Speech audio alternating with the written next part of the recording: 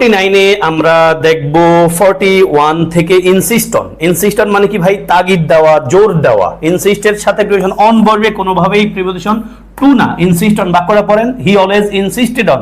অবশ্যই পরীক্ষার প্রশ্ন আসছে, একাধিকবার আসছে। He always insisted on his opinion, he always insisted on his opinion. তবে একে অর্থ দেয়, সেটা হলো পারসিস্ট। দেখেন পারসিস্ট, জেদ করা, নাছোড়বান্দার মতো অটল থাকা, অর্থে পারসিস্টের পরে ইন বসে। তাহলে ইনসিস্ট অন আর পারসিস্ট ইন। বাক্যগুলো পড়েন, পারসিস্ট ইন আর insist on. He persisted in his silly ideas. And then 42 তে দেখেন interested in আমরা খুব করে ব্যবহার করি ভাই। interested for লেখা যাবে না, for বললে খুব ভাল লাগে, দেখবেন আপনার কাছে খুব ভাল লাগে for বললে, কিন্তু এটা ভুল। interested in বাক্য বলতে হবে she is not interested in her work. I am interested in going abroad. I am interested in going abroad. She is not interested in her work. তাহলে take an interest আগ্রহান্বিত হওয়া বা আগ্রহ প্রকাশ করা। বাক্য পড়েন, এরপরে ইন বসে।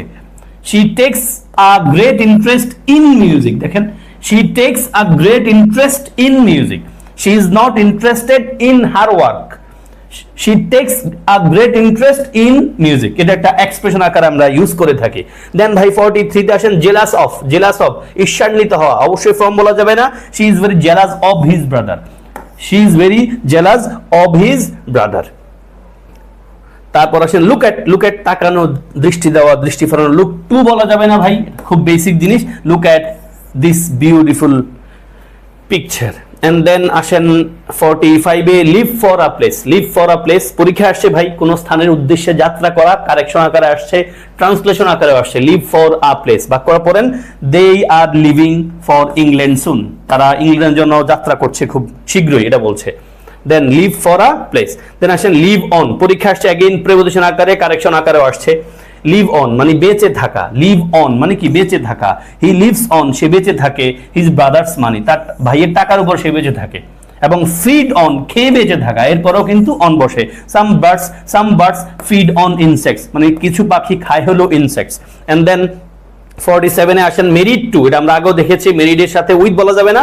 যদিও মেরিড উইথ বললে আমাদের কাছে অনেক ভালো লাগবে, মনে একটা প্রশান্তি পাবো। কিন্তু ভাই Angela was married to a rich man.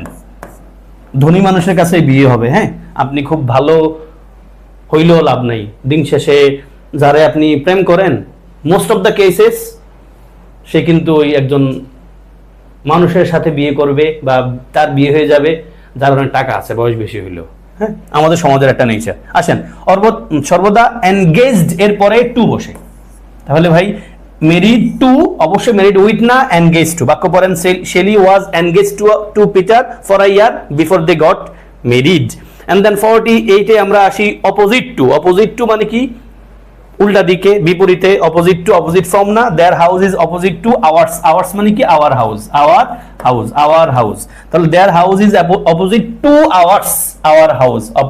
Hour house মানে আওয়ার্স। Opposite to. 49 এ আসেন ভাই, পাস বাই আ প্লেস, কোন স্থানকে অতিক্রম করা বা পিছনে ফেলা। ফ্রম আ প্লেস না। Will you pass by the post office? আমরা পাস দিয়ে যাওয়া বলতে আমরা কিন্তু বাই লিখি, pass by the post office. And then 50 play for a team, কোন দলের হয়ে খেলা। Play for a team, with a team বলতে কিন্তু খুব ভালো লাগে আমাদের কাছে, বাট ফর আ টিম।